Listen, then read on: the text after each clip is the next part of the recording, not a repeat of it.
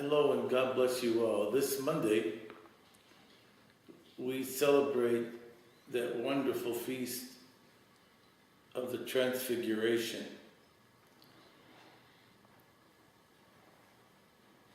Throughout my life, this was one of my favorite feasts because and the icons that are written on the Feast of Transfiguration are just as glorious as the thought of this feast with Christ in the center and Elias and Moses on each side as Peter, James, and John had slept. And they said to Christ, "Let us make 3 tents for you." And in a way, they wanted to contain that moment, that glorious moment. And the reason why it reminds me also of Saint Seraphim of Sarov, when he had that meeting with that general, I believe. And they became all light. There was only light around them, brightness.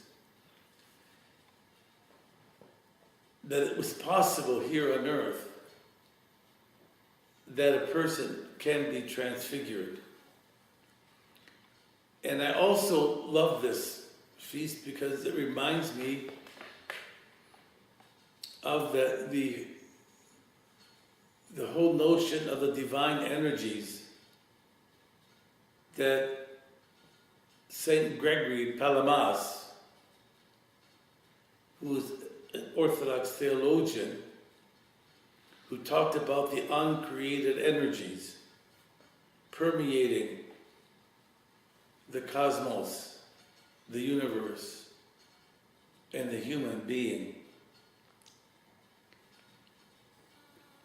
It's one of the most hopeful feasts because it shows that the goal of the Christian life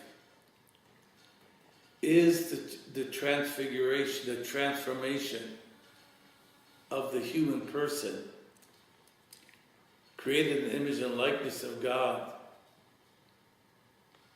to go from glory to glory. It demonstrates for me the gift that we've been given, the possibility of the transformation of this frail being, and that the Holy Spirit permeates our being and we become like light. I love this feast because it indicates to me, it's so theological, this feast, because of everything it implies.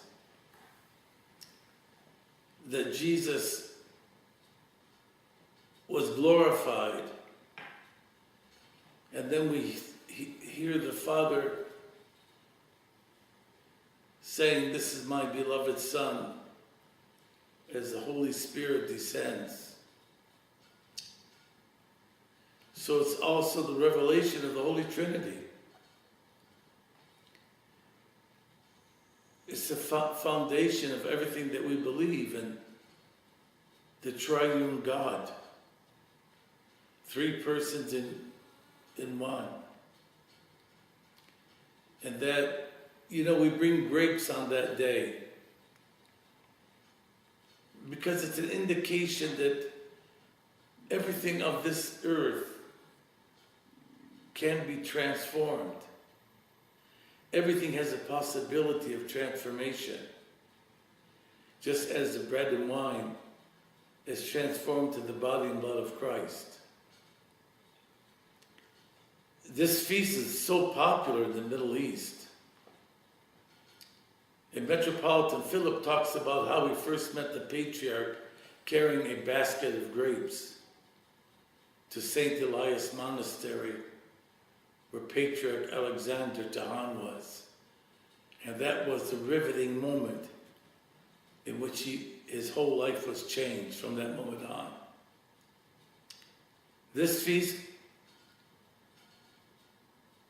can change our lives completely, knowing that the goal of prayer and the Christian life is for the transformation of our body and soul, and that we can move from glory to glory, as one of our saints have said, reflecting the divine glory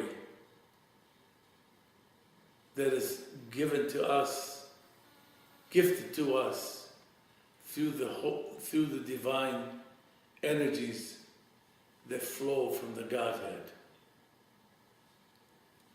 Celebrate this feast with gladness and joy.